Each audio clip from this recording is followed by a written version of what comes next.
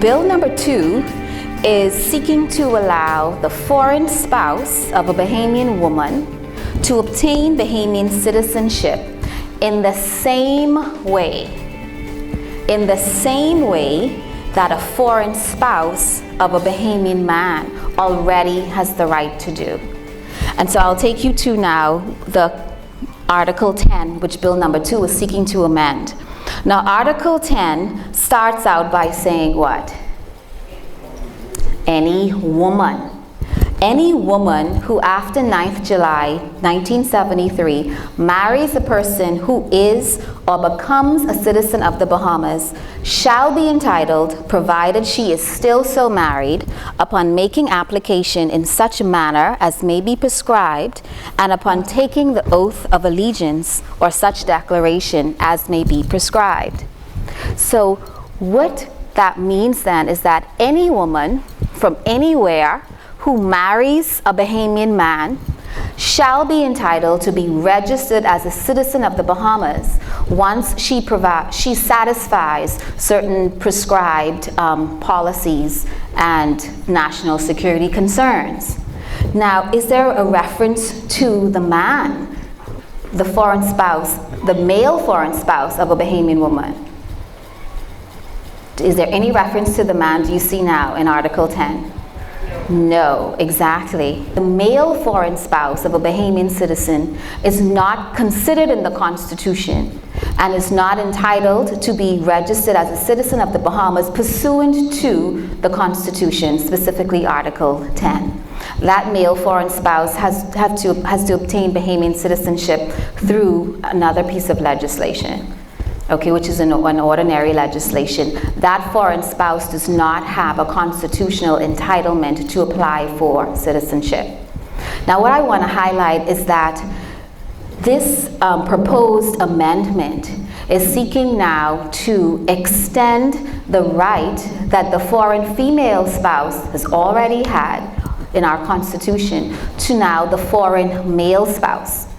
Additionally, Bill number 2 has included certain safeguards to provide against marriages of convenience.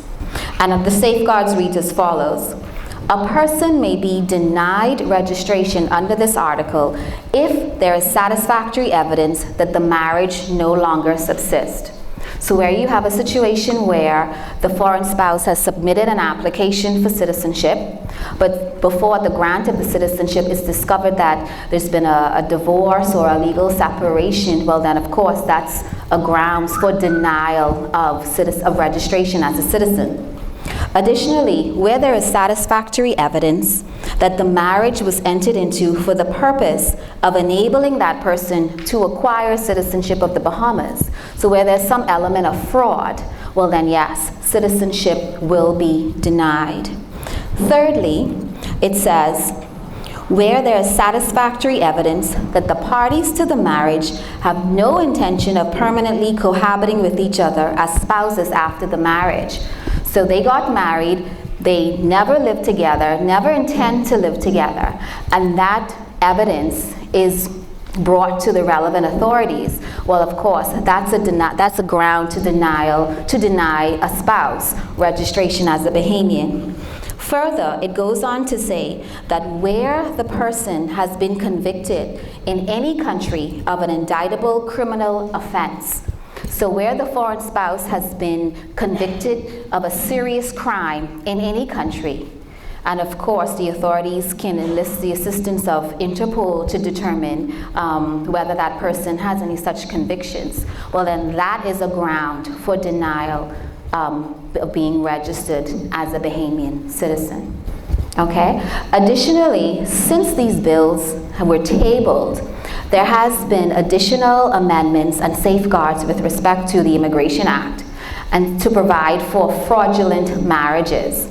And the Immigration Amendment Act 2015 provides very strict penalties For example, where there has been an application for citizenship, first of all, that application has to be made by both of the spouses. It has to be a joint application. So the foreign spouse cannot submit an application for citizenship on their own. It has to be signed or endorsed by the Bahamian.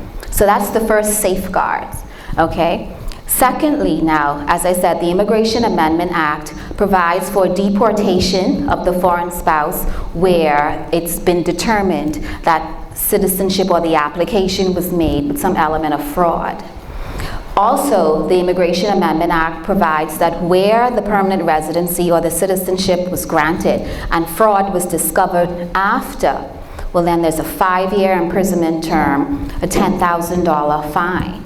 And additionally, through Article 13 of the Constitution, it empowers Parliament to revoke the citizenship of an individual where there is some criminal element involved. Citizenship under this article is not an automatic process.